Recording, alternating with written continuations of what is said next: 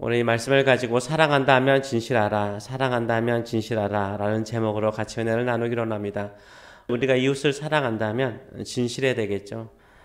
인간 관계를 깨트리는 것이 무엇입니까? 인간의 신뢰를 깨트리는 것이 무엇입니까? 그것은 거짓입니다. 진실하지 않는 것이죠. 사랑한다면, 우리가 어떤 사람을 사랑하거나 이웃을 사랑한다면 더욱더 진실을 해야 됩니다. 거짓이 없어야 되는 것이죠. 속이는 것이 없어야 됩니다. 그러나 사람들은 속이려고 그러고 또 거짓말을 하는 그 이유가 무엇입니까? 이익이죠.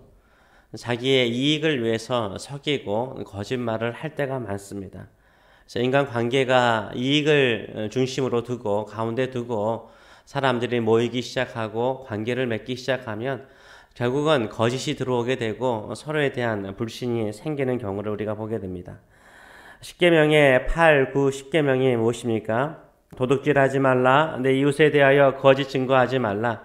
내 이웃의 집이나 소유물을 탐내지 말라라고 말하고 있습니다. 한마디로 말해서 정직하고 진실하라라는 말이죠. 부정적으로 표현하자면 이웃을 속이지 말라라는 의미를 가지고 있습니다. 도둑질은 이웃이 모르게 이웃의 물건을 훔치는 거죠. 이웃을 속여서 내가 원하는 물건, 내가 원하는 것을 취하는 것이 도둑질이죠. 거짓 증거, 거짓말하는 것도요, 이웃을 속이는 것이죠. 없는 것을 있는 것으로 말을 하는 것이고 있는 것을 없는 것으로 속이는 것이죠. 왜 거짓말을 하고 거짓 증언을 합니까? 내 이익을 챙기기 위해서 거짓말을 하는 것이죠. 나의 이익을 위해서 말로써 이웃을 속이는 것이고 주변 사람들을 속이는 것입니다. 심지어 법정에 가서도 선서를 하고도 진실을 말하겠다라고 선서를 하고도 거짓을 말하고 진실을 말하지 않는 사람도 있습니다.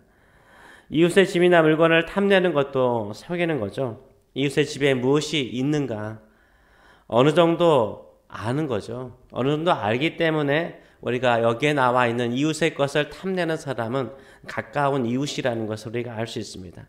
서로 간에 밥그릇이 몇 개인가를 아는 사람들입니다. 가까운 이웃의 아내나 종들이나 가축이나 소유물을 탐내고자 하기 때문에 어떻게 하는 것이요? 이웃을 속여서 그것을 내 것으로 만들고자 하는 마음인 거죠. 이런 모든 거짓된 것은 결국 인간의 관계를 깨트리고요. 진실하지 못하게 만듭니다. 진정으로 아름다운 교회, 건강한 가정, 행복한 이웃을 어떻게 만들어 갈 수 있습니까? 진실할 때 이거죠. 사람이 진실할 때, 속이지 않고 진실하게 살아갈 때 결국은 그 진실한 사람을 우리가 신뢰하게 되고 또 믿게 되는 것입니다. 우리가 거짓된 행동으로 이웃의 것을 얻는다고 행복할까요? 부유해질까요? 아니요. 도둑질하는 사람이 부유해진 거 봤습니까? 남 속이는 사람이 잘 되는 거 봤습니까? 처음에는 잘 되는 것처럼 보이죠? 그렇지 않죠. 도둑질로, 힘으로, 거짓말로 이웃의 것을 탐내어 얻는다고 행복할 수 있을까요? 그럴 수는 없는 거죠. 오히려 거짓으로 얻은 것이기 때문에 마음이 더 불안하고 더 불행한 것을 우리가 보게 됩니다. 언제나 나의 소유에 만족하시고요. 그래도 내 이웃의 재물이라든가 축복이라든가 명예가 부럽습니까? 나도 가지고 싶은 마음이 있습니까? 어떻게 할 것입니까? 그 이웃을 속여서 도둑질할 것입니까? 그 이웃을 험담하고 거짓해서 얻을 것입니까? 내 욕구를 채우기 위해서 힘으로 뺏을 것입니까? 그것을 거짓으로 얻은들 우리 마음이 행복할 수가 없는 거예요. 우리 마음이 부유해질 수 없습니다. 오히려 괴롭고 힘들 뿐입니다. 저도 몇 달 전에 거짓말을 한 적이 있습니다. 예스, 노 하는 건데 예스를 답해야 되는데 노라고 말했어요. 누구나 다들 그렇게 대답을 할 수 있는 질문이었습니다. 그렇다고 그것이 나에게 큰 이익을 주는 것도 아니었습니다. 그런데 그렇게 거짓말을 하고 난 다음에 제 마음이 편치 않았습니다. 정직하지 못한 내 자신이 부끄러웠습니다. 아주 작고 사소한 것에도 정직하지 않는다면, 진실하지 않는다면 나에게 더 큰 이익이 주어질 때 내가 거기에 정직하게 말할 수 있을까라는 생각을 해보았습니다. 작은 일에도 정직하고 진실하게 말하고 살아가시는 저와 여러분 되시길 축원합니다. 믿음의 사람 다윗도요, 이웃의 것을 탐냈죠. 이웃의 것을 탐내어서 취하였습니다. 다윗의 이웃 중에 한 사람이 누구였습니까? 다윗의 장수 우리아였습니다. 우리아의 아내 밧세바를 탐내어서 취하였죠. 거짓말로 속였고요. 또 심지어는 살인 교사를 해서 우리아를 죽였습니다. 다윗은 주변 사람들을 속였다라고 생각을 하였고 밧세바를 아내로 맞이하여 궁궐로 데리고 들어왔죠.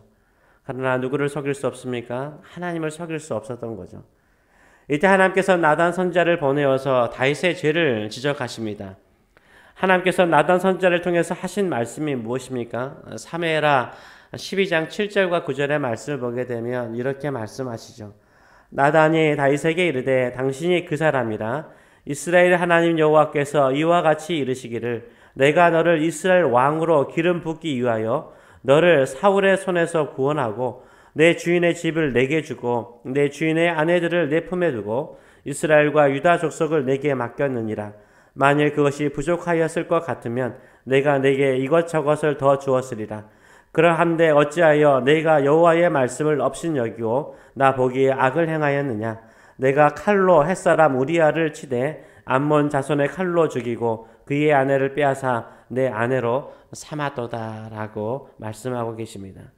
하나님께서 다윗에게요, 그 목동이었던 다윗에게, 그 믿음의 사람 다윗에게, 여호와 하나님을 나의 목자로 삼는 다윗에게요, 풍족하게 주셨죠.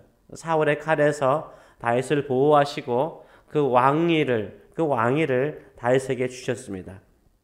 다윗을 이스라엘 왕으로 삼으셔서 다른 누구보다도 더 많은 것을 가진 자로 풍족하게 주셨습니다. 그런데 하신 말씀이 뭡니까? 심지어 네가 부족한 것이 있었더라면 내가 더 이것저것을 더 주었을 것이라 라고 말씀하고 계십니다.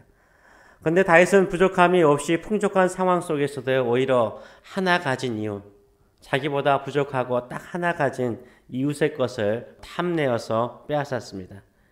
이것을 하나님께서는 뭐라고 말씀하십니까? 하나님의 말씀을 업신여긴 것이고 하나님을 업신여긴 것이라 라고 말씀하고 있어요.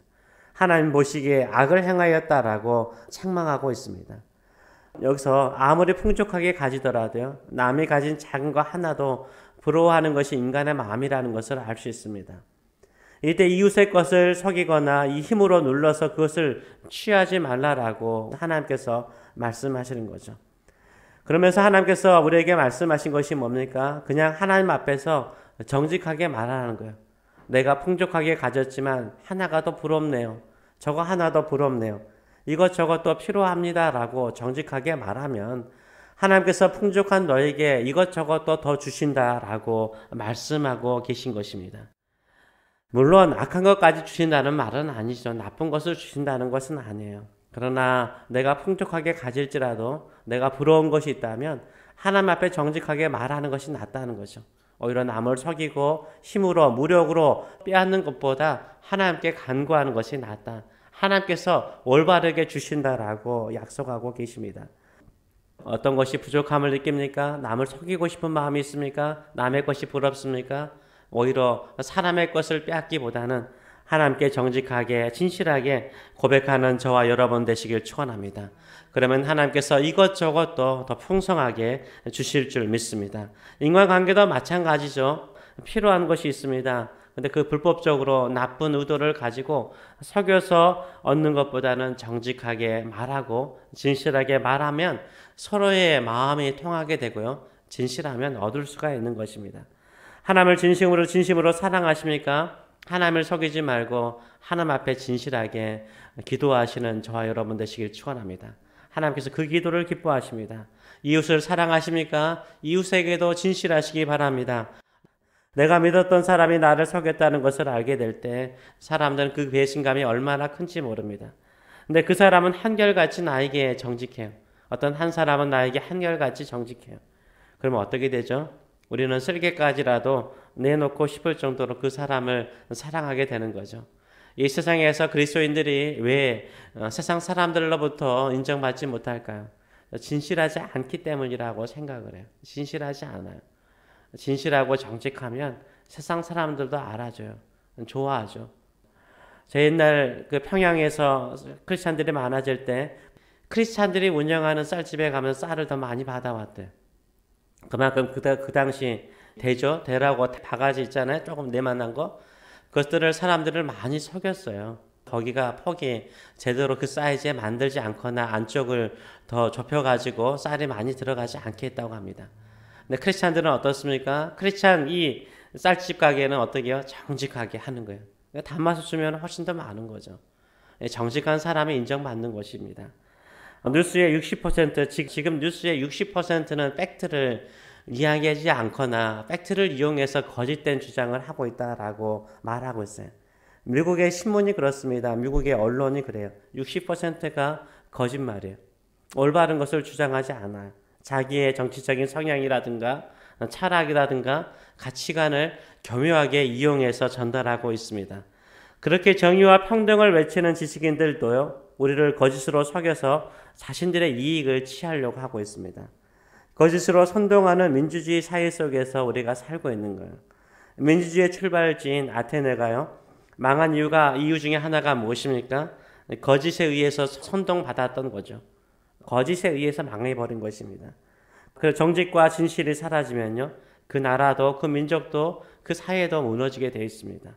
이때일수록 우리 그리스도인들이 더욱더 정직하고 진실하게 살아가시는 저와 여러분 되시길 축원합니다. 우리 이웃을 사랑하는 것은 뭡니까? 그들을 속이는 것이 아닙니다. 그들을 속여서 빼앗기보다는 정직하고 진실하게 살아가시는 저와 여러분 되시길 축원합니다. 하나님이 참되십니다. 그분의 자녀인 우리도 참되게 진실하게 정직하게 살아감을 통해서 이 세상에 빛이 되는 저와 여러분 되시길 축원합니다. 기도하겠습니다. 살아계신 하나님 아버지, 이 시대는 거짓이 난무하는 시대입니다. 많은 것을 배운 사람도 자기의 정치적인 성향이나 또 이익이나 또 가치관을 전달하기 위해서 사실을 오용하고 또 이용하고 속이는 경우가 얼마나 많은지 모릅니다. 사회의 정의를 외치고 평등을 외치면서도 본인들은 거짓을 통해서 이득을 취하고 평등을 외치면서도 그들은 부유한 곳에 올라간 자들이 많습니다. 이런 시대 속에서 우리 그리스도인들이 더욱더 정직하고 진실한 사람들 되게 하여 주시옵소서. 우리가 하나님 앞에서도 진실한 자 되게 하여 주시옵소서. 이웃의 것이 부러워서 말로써 힘으로써 속여서 취하는 자 되지 않게 하여 주시고, 내 본심이 하나님 이렇습니다. 그것을 얻고 싶습니다. 그럴 때 하나님께서 이것저것 또 진실한 마음으로 주께 간구하고 기도하는 자에게 풍성하게 더 좋은 것을 우리에게 허락하여 주시는 줄 믿습니다. 그렇기 때문에 하나님 앞에서도 진실하고 사람 앞에서도 진실함을 통하여서 이 시대에 하나님의 영광을 드러내는 저희들의 삶들이 될 수 있도록 축복하여 주시옵소서. 감사드리며 예수님의 이름으로 기도합나이다. 아멘.